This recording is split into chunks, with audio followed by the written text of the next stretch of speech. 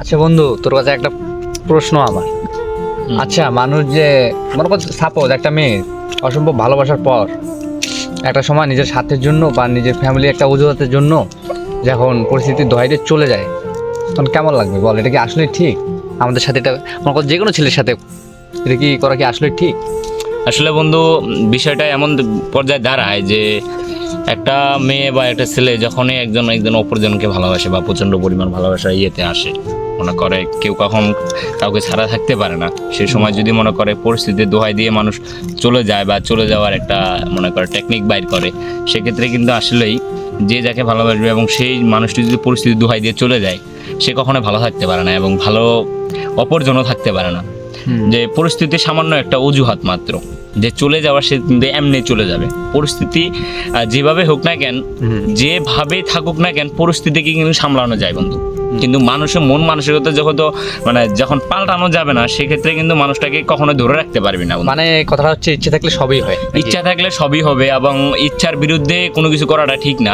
এখন এই মানুষটিকে যে এত পরিমাণ ভালোবাসার পরে যে ওই মানুষটা চলে যাচ্ছে তোকে ছাড়ে, সেক্ষেত্রে কিন্তু তুই বাধা দিতে পারবি না। শুধু এইটুকুই আফসোস থাকে যাবে, শুধু যে পর্যন্ত তোরা স্মৃতিগুলো জমে আছে, সারাদিন ঘুরলি, সারাদিন বেড়াইলি, সব কিছুই ঠিকঠাক, কিন্তু একটা পর্যায়ে এমন চলে আসে যে মেয়েটা তার ফ্যামিলি হোক বা তার টাকার কাছে হোক বা যে কোনো হয়ে যাক না কেন, তোকে পরিস্থিতি দোহাই দিচ্ছে বা তোকে ইগনোর করতেছে, সেই অবস্থায় তোকে নিজেকে কন্ট্রোল করতে হবে। এবং সেই মানুষটি যদি পরিস্থিতি দোহাই দিয়ে যাইতে পারে, তো তুই কেন ভালো থাকতে পারবি না?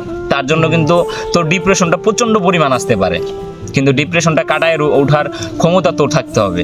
বা যেভাবে হোক না কেন, পরিস্থিতিটাকে ও যেরকম পরিস্থিতি দোহাই দিয়ে তোকে অবহেলা করলো বা তোকে যেভাবে ইগনোর করে চলে গেল, এক সময় দেখাবি যে আমিও এরকম কিছু একটা করতে পারি, সে যেন আফসোস করে বিষয়টা।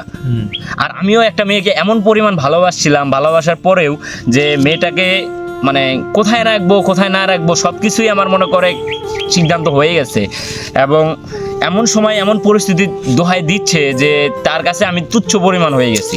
তাকে এত ভালোবাসার পরেও তাকে আমি ধরে রাখতে পারিনি, তাকে আমি মানে এত মায়া দেখায় বা এত কাছে এসেও সে মানুষটাকে আমি ধরে রাখতে পারি না, ধরে রাখতে পারিনি আমি তাকে। সুষ্ঠুভাবে অভিনয়টা করছে নাকি? সুষ্ঠুভাবে। এবং মেয়েরা বলতে না, যারা অভিনয়গুলো করে, যেমন যারা এই যে অজুহাত দিয়ে চলে যায়, তারা কিন্তু সুষ্ঠু মস্তিষ্কের মানে শান্ত খুনি। তারা নিজেকে এমন মানে যাকে ভালোবাসবে তাকে যে ছাড়ে দিবে, সেই টেকনিকটা তারা কিন্তু ভালোভাবে জানে এবং তারা কিন্তু ভালোভাবে প্রয়োগ করতে জানে। তোকে এমনভাবে খুন করে যাবে ভাই, তুই বুঝতেও পারবি না তুই নিজে থেকে খুন হয়ে যাচ্ছিস বা নিজে থেকে তারা খুন করে দিতেছে।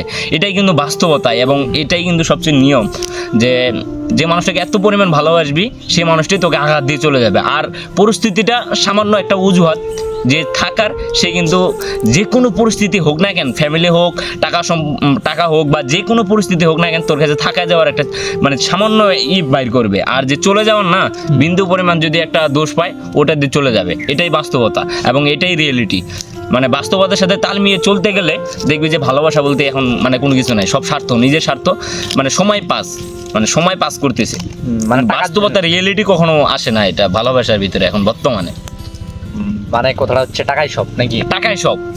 টাকাই মনে করে একটা মানুষকে ভালো রাখতে পারে এবং টাকা ভালোবাসা কিনতে পারে। এটা আমি আগে মানতাম না, টাকা দিয়ে সবকিছু কেনা যায় না, এটা আমি আগে মানতাম, কিন্তু এখন মানি যে ওই মেয়েটা চাইলে আমার কাছে সবকিছু থাকতে পারতো কি না? অবশ্যই পারতো, যে কোনো দোহাই দিয়ে হোক না কেন। দেখে ওর জন্য আমার এখন থানা পুলিশ পর্যন্ত যাইতে হচ্ছে। আমি ওকে এত ভালোবাসার পরেও ওর জন্য আমি এত কিছু করলাম, কিন্তু থানা পুলিশ পর্যন্ত আমাকে এখন যাইতে হইতেছে। কিন্তু বিশ্বাস কর, ওই মানুষটাকে আমি কখনোই ক্ষমা করবো না। ভালো থাকুক, এনি টাইম চাই যে ভালো থাকুক, যেখানে থাকুক না কেন। এটাই পরিশেষে এটাই চাওয়া যে আপনারা যারা এই ভিডিওটা দেখবেন, সত্যি এটাই রিয়েলিটি, এটাই বাস্তবতা। মন থেকে ভালোবাসেন না কোনোদিন, বুঝছেন? না হলে এটাই বাস্তবতা।